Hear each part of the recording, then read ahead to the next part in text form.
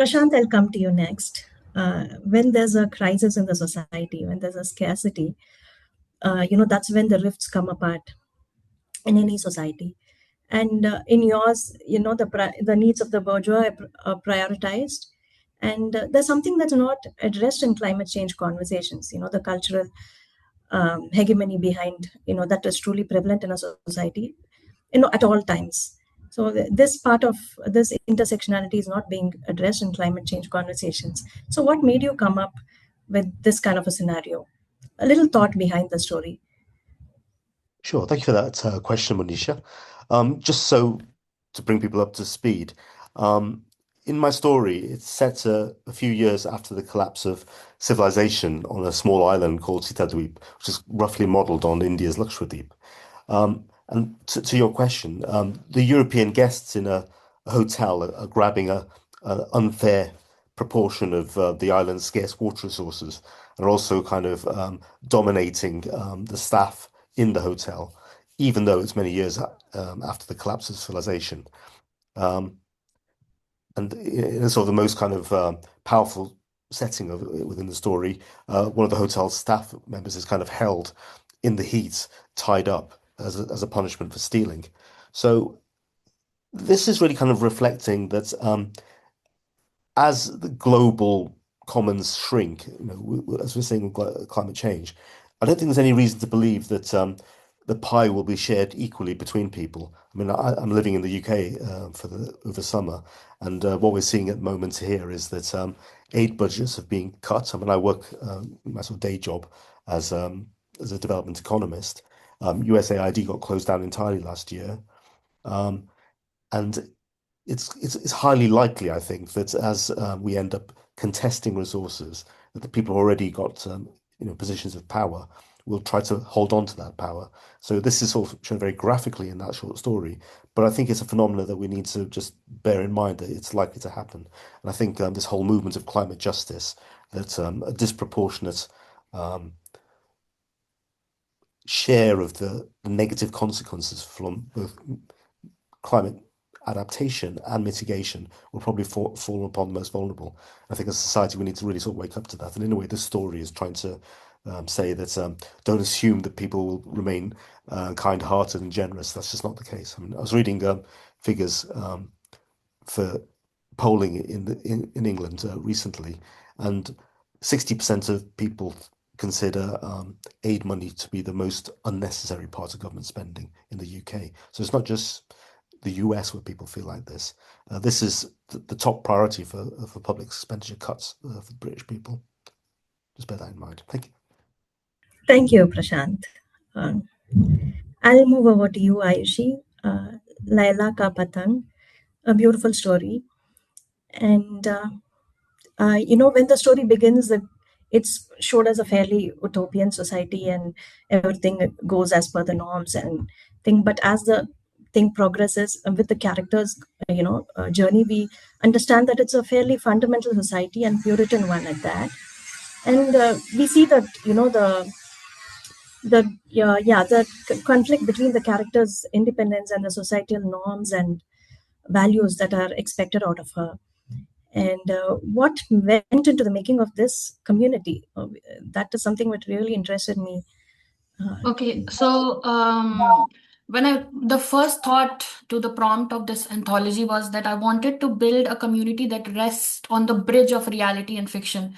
So every technological advance that you find in the story, it has already been established in the world. Even though it's big science now, it's big machines, big scientists, But but the thought behind it was that I wanted to create a community where it is governed by common people. There are no big scientists and big corporations involved because I wanted to shift the narrative away from white climate fiction and more towards African futurism, which is a concept by Nnedi Okorafor.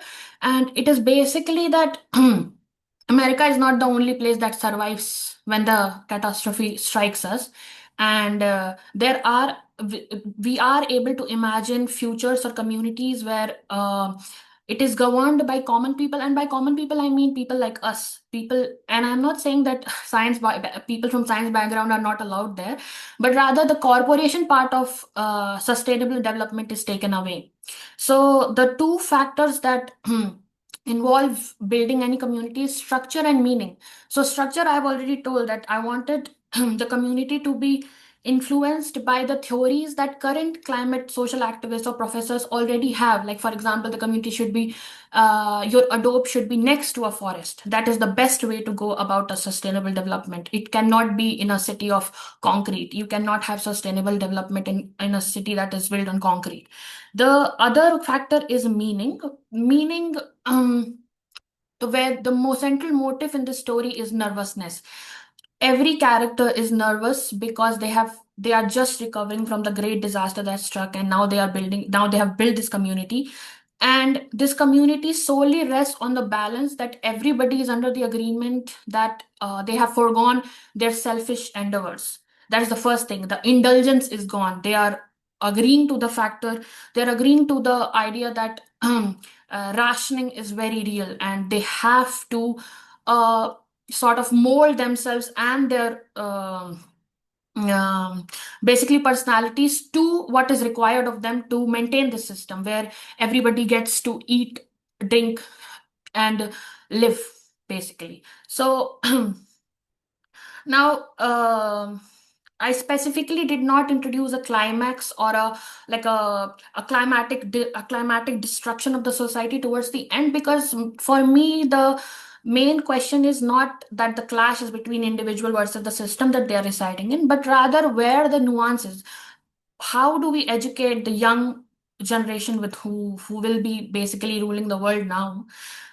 How do we make them develop thought which is symbiotic with nature? It is like, and that idea came with the conversation I was having with another writer, and I asked him that how do we make other people understand through our storytelling that individual inspirations are important, but they should be in balance between the resources that they are going to use for those inspirations. And he said that the first and foremost thing is that from the beginning of elementary education, you have to introduce the idea that for example, your passion for whatever career you choose is clearly, and very openly balanced with how you're going to maintain the resources that are already depleting.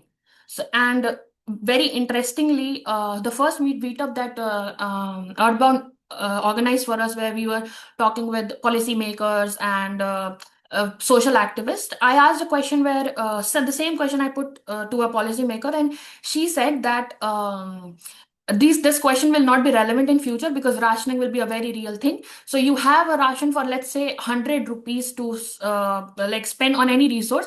You can either buy a car from that or 2 months of food. So whatever your aspirations are, it depends how you choose the ration to spend on. And my idea of rationing resources and knowledge in the story has already taken effect in our world. I mean, the water crisis is not a new thing, but it is now affecting the middle class and upper middle class, so it has become a real thing. But so yeah, so the rationing is already there. Where I am in Pune, and we are already getting rationed water. So yes, that was the thought behind the community, the structure and meaning behind sustainable development, basically.